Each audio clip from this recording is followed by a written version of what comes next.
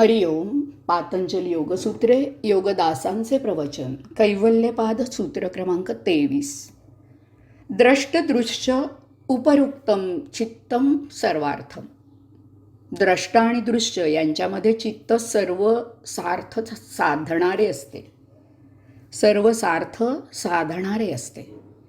दगडाची कमान बांधताना ती दोन्ही बाजूने बांधत बांधत येतात आणि शेवटी या दोन बांधकामांना जोडणारा एक दगड कमानीच्या सर्वात उच्च जागी घट्ट बसवतात.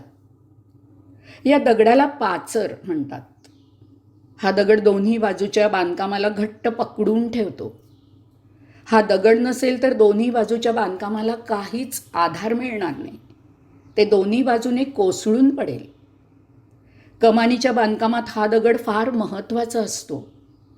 याचप्रमाणे दृश्य आणि द्रष्टा यांच्यामध्ये चित्त फार महत्त्वाचे असते. चित्त नसेल तर दृश्य आणि द्रष्टा यांच्या कर्मांना चालना मिळणार नाही. संचित भोग उपभोगून संपवण्यासाठी आत्मा देह धारण करतो, कारण भोग आत्मा उपभोगत नाही. हा देह उपभोग घेण्यासाठी कार्यक्षम असणे आवश्यक असते. सृष्टीतील दृश्य ग्रहण करून त्याचा उपभोग घेतल्याशिवाय संचित भोग संपणे शक्य नसते. यासाठी देहव्यवहार चालणे आवश्यक असते. सृष्टी व्यवहार चालू राहणे आवश्यक असते. दृश्य ग्रहण केले नाही तर भोग उपभोगले जाणार नाहीत. दृश्य ग्रहण करण्यासाठी देहामध्ये चित्ताची योजना असते. या दृश्याने चित्तावर परिणाम होतो. यावरची प्रतिक्रिया घेण्यासाठी चित्त आत्म्याकडे जाते.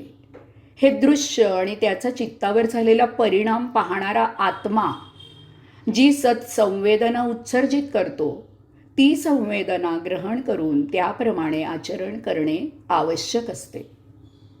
या संवेदना ग्रहण करण्यासाठी चित्ताची आवश्यकता असते, कारण अशा संवेदना ग्रहण करून देहाकडून त्याची अंमलबजावणी करणे सर्वस्वी चित्तावर अवलंबून असते.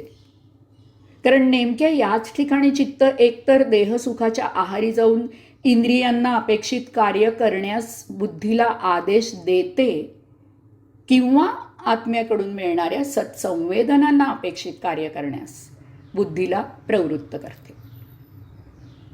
समाधीपादमधील सूत्र क्रमांक 2 आपण चित्ताच्या 4 अवस्था पाहिल्या.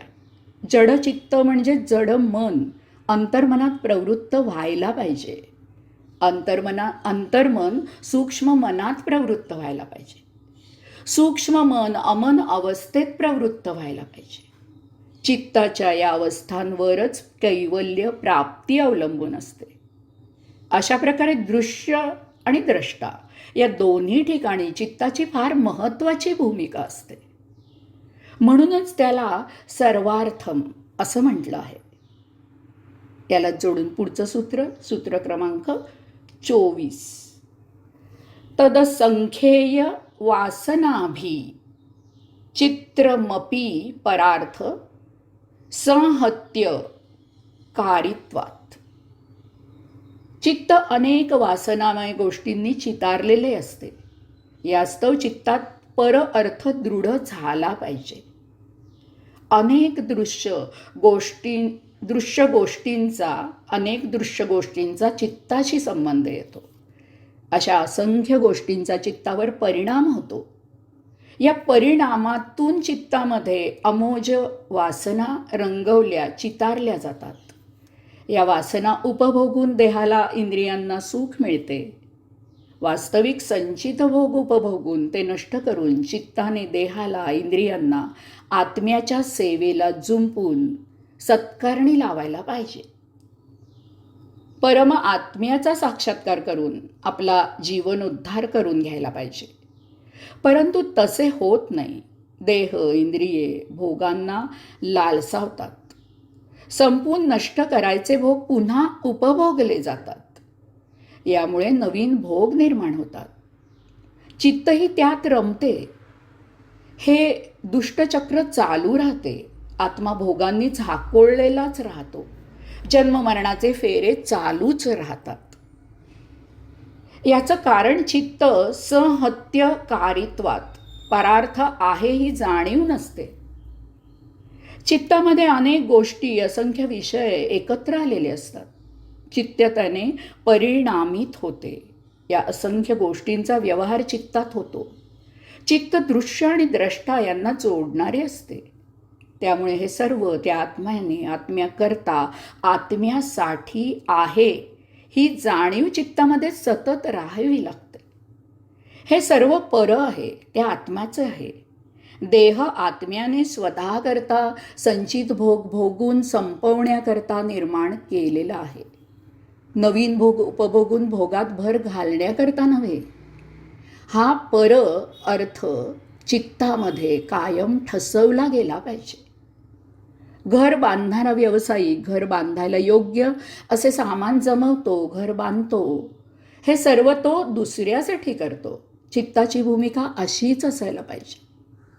असंख्य बाह्य विषय तो मालक आत्मा त्याच्या अपेक्षेप्रमाणे उपभोगून त्याच्याभोवती जे भोग जमा झाले आहेत ते स्वच्छ करून देहाची शुद्धी करायची आहे.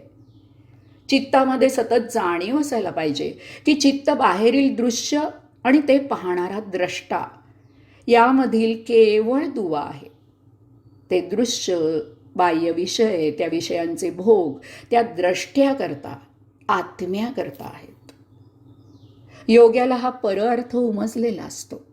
त्यामुळे देहशुद्धी होते आणि कैवल्य प्राप्त होते. हरिओम.